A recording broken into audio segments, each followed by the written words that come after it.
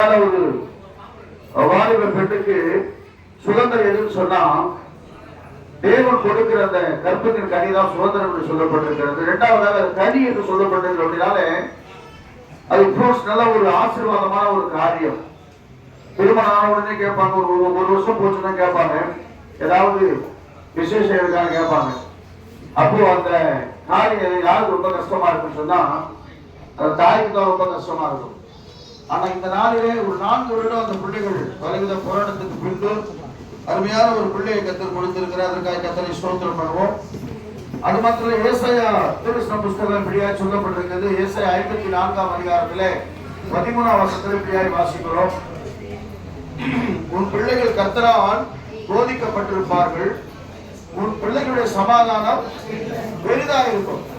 பிள்ளை பிறந்து பெரிய விஷயம் இல்லை. நான் ஈவினிங்ல கொஞ்ச நேரம் இந்த செய்தியை குறித்து நான் யோசிக்கும் போது நான் பார்த்தேன், யாரெல்லாம் தேவ சமூகத்தில் தங்கள் பிள்ளைகளை வளர்த்தார்களோ அந்த பிள்ளைகளை எல்லாம் கர்த்தர் பெரிய தீர்க்கதரிசிகளாக மாற்றினார். அப்போ ஒரு பிள்ளையை வளர்க்கிற காரியம் முதலாவது தாய்க்கு தகப்பனுக்கு. சில பேர் சொல்லுவாங்க தாய் தான் சரியா வளர்க்கணும்னு சொல்லுவாங்க. பழமொழி இருக்கிற எந்த குழந்தையும் நல்ல குழந்தைதான் மண்ணில் பிறக்கையிலே அது நல்லவராவதும் தீயவராவதும் மண்ணை வளர்ப்பதில்லை சொல்லி. ஆனா தகப்பனுக்கு ஒரு பெரிய பொறுப்பு இருக்கிறது. இந்த பிள்ளை கர்த்தருடைய பிள்ளையா இருக்கிறபடினாலே, கர்த்தரே இந்த பிள்ளையை கொடுத்தபடினாலே நல்ல கவனிக்க ஒரு 3 பேரை குறித்து வேதத்துல வாசிக்கிறோம். ஆண்டவராக இயேசு கிறிஸ்துவை குறித்து பையா சொன்னார். ஆண்டவராக இயேசு கிறிஸ்துவை குறித்து வேதம் சொல்லுகிறது. லூக்கா சுவிசேஷம் 1ஆம் அதிகாரம் 52ஆம் வசனத்துல வாசிக்கும் போது, அநேகமா யாரும் நீங்க பைபிள் எடுத்துக்க மாட்டீங்கன்னு நினைக்கிறேன். ஏன்னா நம்ம எல்லா இடத்திலும் பைபிளை கொண்டு போகணும். நல்லா கவனிங்க. 1:52 வாசிக்கும் போது லூக்கா சுவிசேஷத்தை வாசிக்கலாம். வேகமா வாசிங்க. அந்த பிள்ளை வளர்ந்து ஆவியிலே பலன் கொண்டது நாள் வரைக்கும்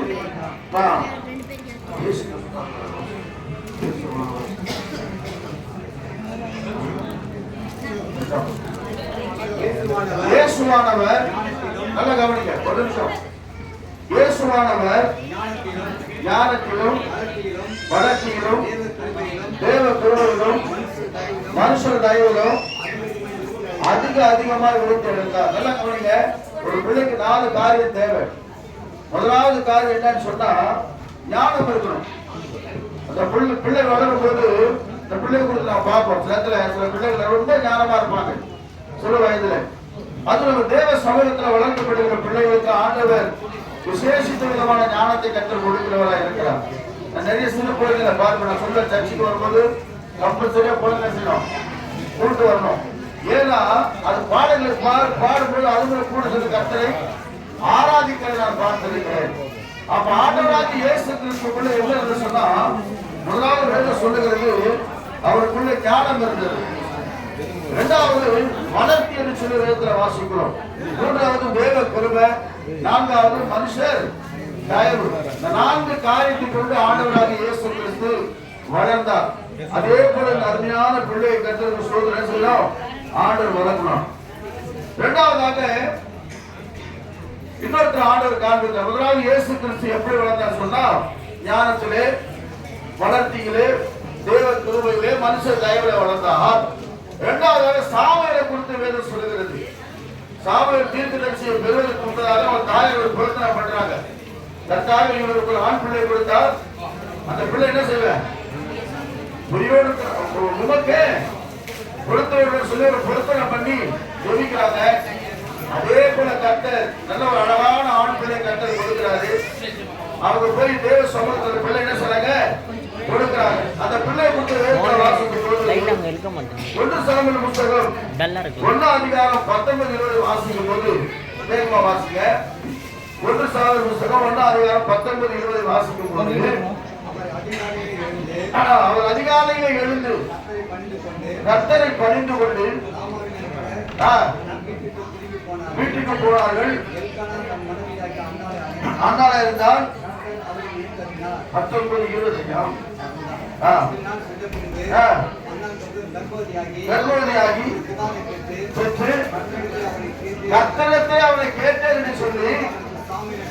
ஆமென். அப்ப பாருங்க, கர்த்தரிடத்திலே கேட்ட சாமுவேல் என்ன அர்த்தம்? கர்த்தரிடத்திலே கேட்ட. கர்த்தரிடத்திலே ஒரு அழகான ஆண் பிள்ளையை கேட்டாங்க. கர்த்தர் நல்ல ஒரு ஆண் பிள்ளையை கொடுத்தார். இவர் பேர் வந்து ஆல்வின். ஆல்வின் என்னது அர்த்தம்? யாருக்கா தெரியுமா ஆல்வின் என்னன்னா? ஆல்வின்னா எல்லா நேரமும் ஜெயிப்பான்னு நினைக்கிறேன். ஆல்வின் அதே போல கர்த்தர் ஆல்வின் அதை பார்க்கலாம். ஆல்வின்னா ஏன்னா தேவ சமூகத்தினால பிரசங்கம் பண்ணும்போது கூட இவரே கத்திட்டு இருப்பார். இவனு பிரசங்கத்தை கூட பண்ற மாதிரி பயங்கரமா கத்துவார். ஆண்டவர் பாருங்க, சாமுவேலை தேவ சமூகத்திலே வளர்த்ததுனாலே அந்த இஸ்ரவேல் தேசத்திலே முதலாவது ஒரு பெரிய தீர்க்கதரிசியாய் கர்த்தர் மாற்றினார். என வேதம் சொல்லுகிறது. 3ஆம் அதிகாரத்திலே வாசிக்கும் போது 19, 20, 21 வாசிக்கும் போது 1 சாமுவேல் புத்தகம் 3ஆம் அதிகாரம் சாமுவேல் வளர்ந்தார். கர்த்தர் மகனோடு கூட நல்ல கவனிங்க பிரியமான தேவ பிள்ளைகளை. எல்லாருமே கர்த்தர் பிள்ளைகளை கொடுத்திருக்கிறார். தேவ சமூகத்தில் வளர்க்கும் போதுதான் கர்த்தர் பிள்ளைகளோடு கூட இருப்பார். ஒருவேளை வாலிபத்தில் வழி தவறி போனாலும் திரும்பவும் கர்த்தர் அவனை தேவ சமூகத்தில் கொண்டு வந்து கர்த்தருடைய பிள்ளையாய் மாற்றும்படி கர்த்தர் விரும்புகிறார். அது வரும் நாட்களிலே இந்த ஆள்களோடு கூட கர்த்தர் எப்போது இருக்க வேண்டும். பிள்ளையை பாதுகாக்க வேண்டும். இதுவரை பாதுகாத்த தேவன் இனிமேலும் பிள்ளையை பாதுகாக்க வல்லவராக இருக்கிறார். 20ஆம் வசனத்தை வாசிக்கும் பொழுது சாமுவேல்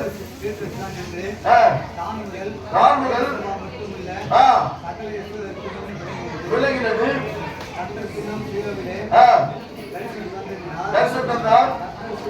நல்ல கவனிக்கிற கட்டாளர்களே. தேவ சமூகத்திலே அந்த பிள்ளை வளர்ந்ததுனாலே கர்த்தர் வந்தாரு. யார்கிட்ட பேசல? ஆசாரியர்கிட்ட பேசல, சாமுவேல் கர்த்தர் பேசலாம் சொல்லி நம்ம பைபிள்ல வாசிக்கிறோம். அப்ப இந்த நாளிலே நான் அருமையான பிள்ளைகளை பார்த்திருக்கிறேன். ஒவ்வொரு வாரமும் சபைக்கு கொண்டு வந்து நான் போய் சொல்லுவேன், குழந்தைகளை கண்டிப்பா சபைக்கு கொண்டு வரணும், குழந்தைகளை ஃப்ரீயா விட்டுருங்க. அது தேவ சமூகத்தில் வளரும் பொழுது கர்த்தர் அவரோடு கூட இருந்து வரும் நாட்களிலே பெரிய தீர்க்கதரிசியாக மாற்றுவார் நான் விசுவாசிக்கிறேன். 3ஆவதாக மோசே குறித்து ஆதரவு சொல்றார். மோசே பிறந்தவர் தாயை தண்ணீர்ல விடுறாங்க. ஆனா வேதம் சொல்லுகிறது மோசே யாருக்கு வந்தா தெரியுமா? மோசே வளர்த்தது யாரு? குடும்பத்துல வந்து மோசே வளர்த்தது யாரு? அவங்க யாரும் கேட்க மாட்டாங்க. ஃபங்க்ஷன் டைம்ல வந்து எப்படா ஃபங்க்ஷன் முடியும், எப்படா வந்து இந்த போட்டோ எடுப்போம், எப்போ சாப்பிடுவோம், எப்போ போவோம் அப்படிதான் சத்தியத்தை கேட்கணும். மோசே யார் வளர்த்தது?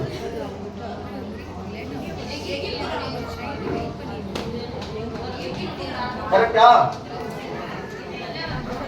மோசே வளர்த்தது யாரு? பார்வனுடைய கிடையாது, பெற்ற தாய் தான் வளர்த்தாங்க அவங்க. ஏன்னா நாணல் பெட்டியில வச்சுட்டாங்க.